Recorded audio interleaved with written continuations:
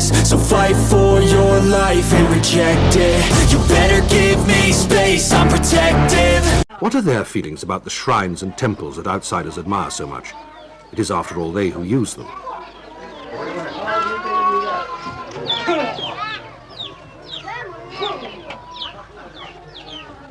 And Apulal's grandmother, who owns the house they live in.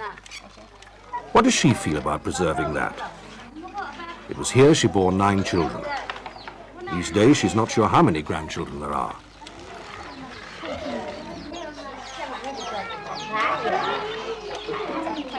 What she does know is that the house is falling down, and she hears rumors that the government, with help from other countries, is planning to repair houses like hers, not just the important palaces and temples.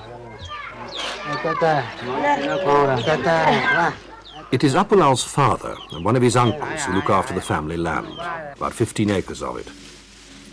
During rice harvest, though, everyone helps.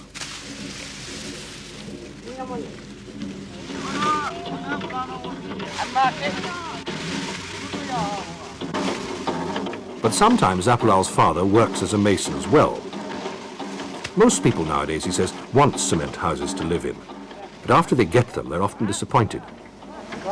They're not so friendly as the old-style houses with their courtyards.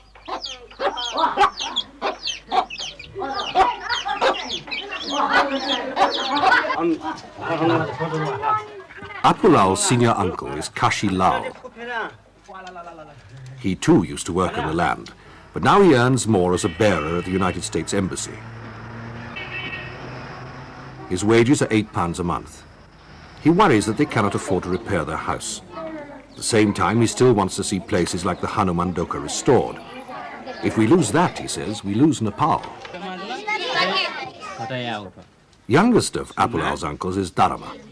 He is the one person in the family who managed to get himself an education. In India, he took a degree in agriculture.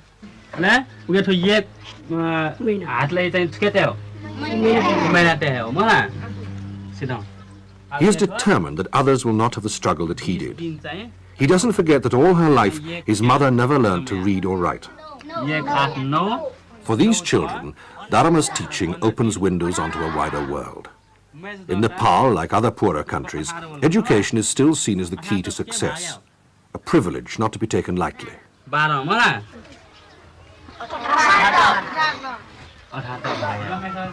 Every morning at 6 a.m., and then again after his work at the Horticultural Research Station, he holds classes for the young ones of the family, and for other children too. Dharma also teaches boxing in the family courtyard. Until a few years ago, there was no such thing as organized sport unless you were rich. It is just one small aspect of the big changes taking place in Nepal.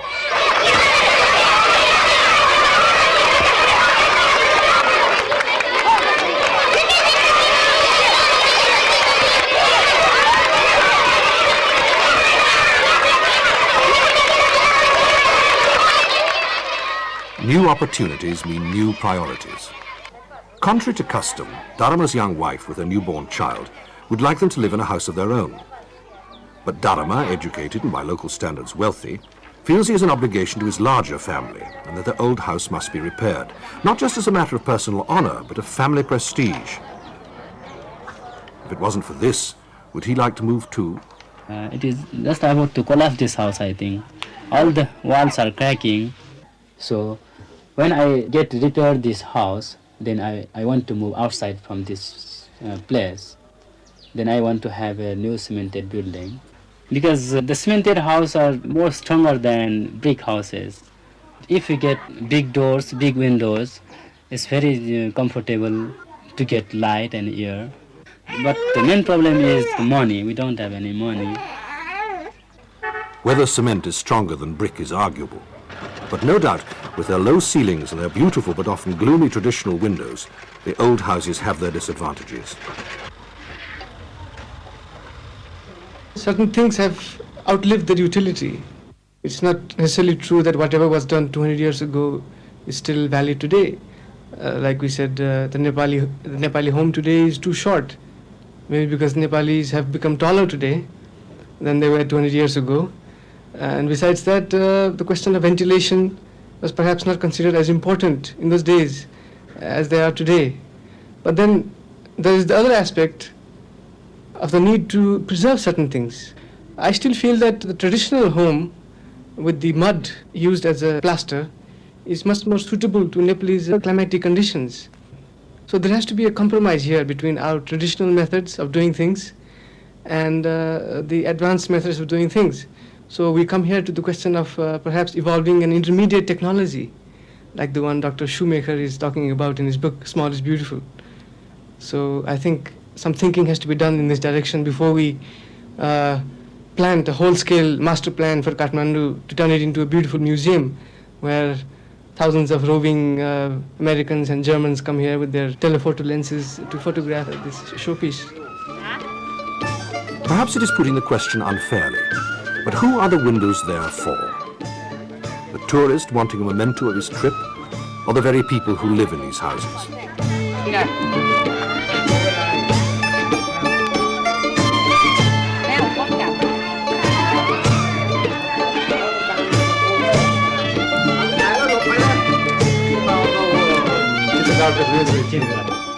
Such magnificent carving surrounded by crumbling walls presents this owner with an interesting dilemma. If it was somehow possible for him to sell his beautiful antique window directly in the sale rooms of London or New York, he undoubtedly would cover the cost of repairing the rest of his house. The problem is that the Department of Archaeology naturally doesn't want to lose what remains of Nepal's architectural heritage.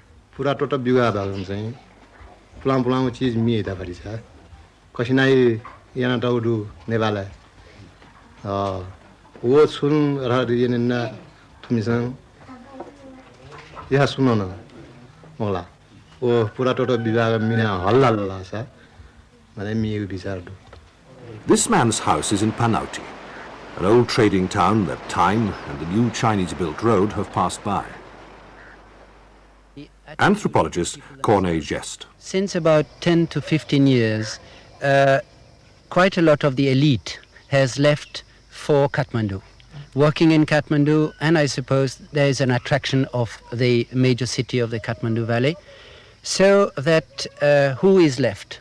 Some traders, a few farmers' families, but the town itself has lost a little bit of its former prestige and role. Is this the only reason why so many of the temples in Panauti are falling down? 25-year-old Shiva Prasad Jangam is the pujari or priest of one of them.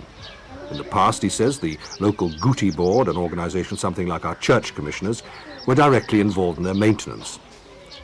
Today, these local boards have been centralized, and in such circumstances, Kathmandu, just 25 miles away, can seem a long way off.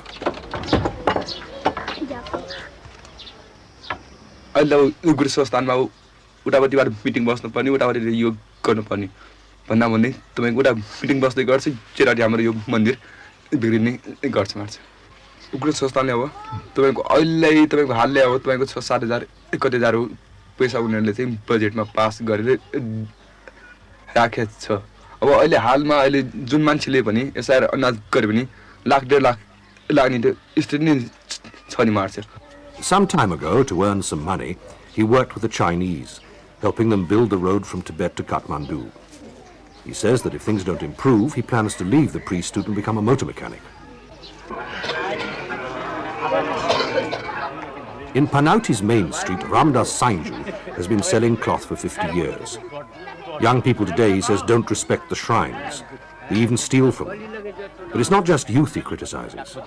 Yes, I'm the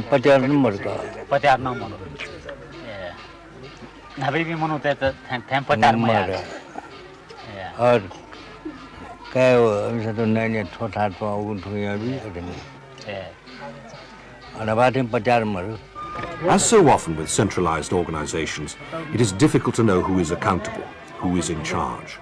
There is a kind of delusion of authority.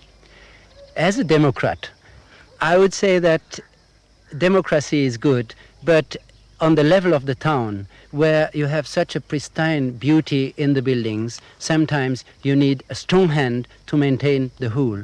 And this strong hand seems to be missing, except that the young pujari you met is willing to do something, of course, with the help of religious associations, hopefully UNESCO and HMG, and also foreign countries, if donators pass by. Lakshmidas Karmacharya is one of the more prosperous men in Panauti. He says he used to make donations for the upkeep of the temple, but now the job is too big for people like him. Anyhow, he has his own large family to consider. In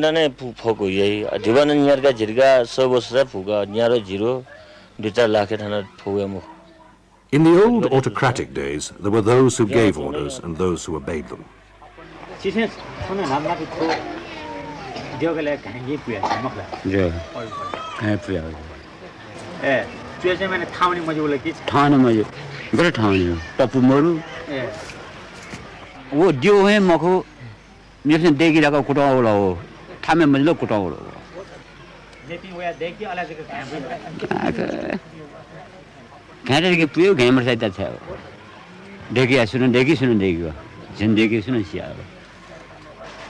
An early morning cremation by the river. It is a sad irony that Panauti, bypassed by progress, is one of the most visited places in the Kathmandu region. Anthropologists, sociologists, architects, and now even television crews have come, made their studies, taken their photographs, and left. What remains is a desperate hope, and what can best be called the waiting for UNESCO syndrome. The more people come to visit Panauti, the more people, local people, think that manna will come from the sky and paisa and money come in for restoring the temples. This is a problem. Ke garni, as they say in Nepal. What to do? Most Nepalis do care about their old shrines and temples, but modern life makes many other demands. The government hopes that what they call cultural tourism will give a financial incentive to the preservation of old buildings. But as other third world countries have discovered, the tourist brings more than just his money. Perhaps more dangerous in the long run is the social effect of tourism on the average population. Are we going to be more commercialized? Are our young people going to be more westernized to the detriment of our own heritage, our own values? Is our society going to just copy blue jeans and Saturday Night Fever? What is the future of Nepal? The fact that we have remained closed to the outside world for all these centuries, and all of a sudden we are now open, vulnerable to all sorts of external influences. I'm not suggesting that we should close our doors again, but these are dislocations which cannot be controlled because human beings react in certain ways, and the fact that Nepal doesn't have a legacy of colonialism in the past, how we are going to react to the presence of foreigners is a totally open question. And whether we will adapt to our own benefit or whether we are going to be swamped by these new forces, that only time will tell. One answer to this is not to be dependent on tourism, to let the old buildings decay, the old customs wither away. In Bhaktapur, though, a few miles from Kathmandu, they are trying something else. For years, Bhaktapur has been considered the most backward and run-down of the valley's three cities. It has an enclosed medieval feel about it. A few years back, the Nepal government, with the help of West Germany, embarked on a bold experiment. It all started with the restoration of this building, a rest house for Hindu pilgrims. But unlike the Hanuman Doka, it didn't stop there, because the Bhaktapur project is a new concept, what is referred to as integrated development, which means quite simply that restoration must go hand in hand with improving social conditions as well. Like most things, it has required money and imagination and expertise, and this initially has come from West Germany. Eberhard Wissinger, a town planner from Heidelberg, is the leader of the German team who have come to train, advise, and eventually hand over to their Nepali counterparts. Nowhere else in the valley is there such visible evidence of change. But looking at the neat houses, the tidy streets, is it just possible that the whole town might end up merely being a beautiful museum? Well, I think that is exactly what we want to avoid. What we want is to develop neo-architecture to a form which can meet the needs of the people of today, but will always be a new architecture. For this new school, the architect, like John Sandy, has used local bricks and timber. In design, it is as simple as most modern cement buildings, but it retains an architectural continuity with the past.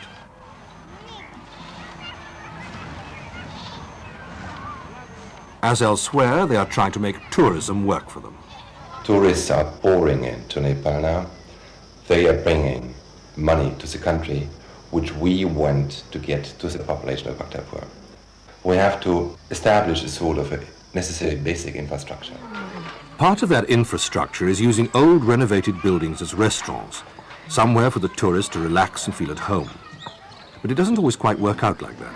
The first one has been opened about 1 year ago, and we still have the feeling that we really did not manage to overcome this problem. Tourists are coming, going to the restaurant, which is a clean place. They're sitting in there, and the moment the local population looks at them, you cannot get rid of the feeling that it's a sort of a zoological garden. You just don't know who is behind the ivory bars and who is in front of them. A more successful scheme is the craft centre. Of all the towns in the valley, Bhaktapur has the best wood carvers. To this has been added other crafts. Traditional masks have been adapted to make puppets. Beautifully detailed and finished, they cost £7.50. For the tourist, a bargain. For the local craftsman, a lot of money.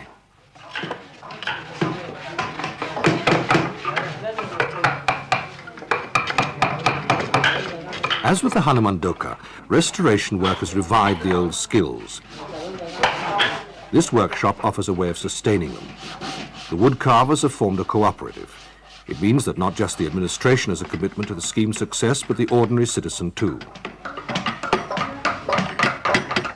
Enlarging this idea, they are now establishing an estate for small industries. Foreign aid can get things started, but in the end, the Bhaktapur project must be able to support itself. The principle of commitment, of getting people involved, applies to private homes too. If old buildings are to be retained, they need to be used and lived in, which requires a certain amount of modernization, installing private lavatories, for instance. The project agreed to do this, providing the owner contributes. So 20% of the whole burden is borne by the applicant. And we hope that through this investment, he might feel much more that that is his property, which he has liberty to maintain. In the moment you just give a present, they might say, well, we use it. In the moment it's spoiled, somebody else might come to give us a new one. Along with public water taps, there used to be a drainage system in Bhaktapur. It had been put in during the Rana period and had long since fallen into disuse. A new system has now been installed, and the paving of the streets with bricks, laid in a traditional herringbone style, is one of the most dramatically visible changes in Bhaktapur. Unquestionably a good thing, it would seem. But as often happens with progress, there were certain ecological discontinuities, as they say. Sometimes we think, we innovate, we introduce a new, very important element, but we find out too late that we did not think of the whole extent of its possible consequences to the traditional society or its environment. The problem was the pigs. Since anyone could remember, they had been an integral part of the town's waste disposal system. Their owners, low caste and poor, had no need to feed them. They simply roamed the streets. Suddenly, these streets were all hygienic and clean, not a scrap of food in sight. Now people put their rubbish in special bins. It's taken to the municipal dump to be converted into good quality fertilizer and sold to local farmers. And finally, the poor pig herd found himself in a situation that either his pigs went into the fields of the farmers and the farmers killed them, or he had to forget about the pigs, and with that his income was no longer existing. The Bhaktapur development project has not found all the answers, just some of them. What it has done, certainly, is give a more subtle interpretation to aid. We have to understand our work more in that term, not to work for the population to make them present, but to work through them and with them, with the population.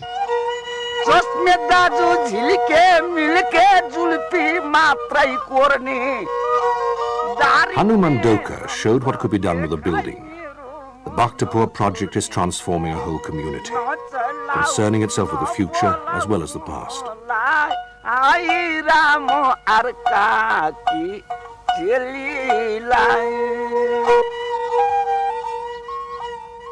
A boy walks with his father to the fields along the new Chinese road. Here they have built a trolleybus route, which is useful and much admired. Nepal is changing fast, but the speed of change is not so important as having something to hold on to, a culture and a past that's recognizably your own.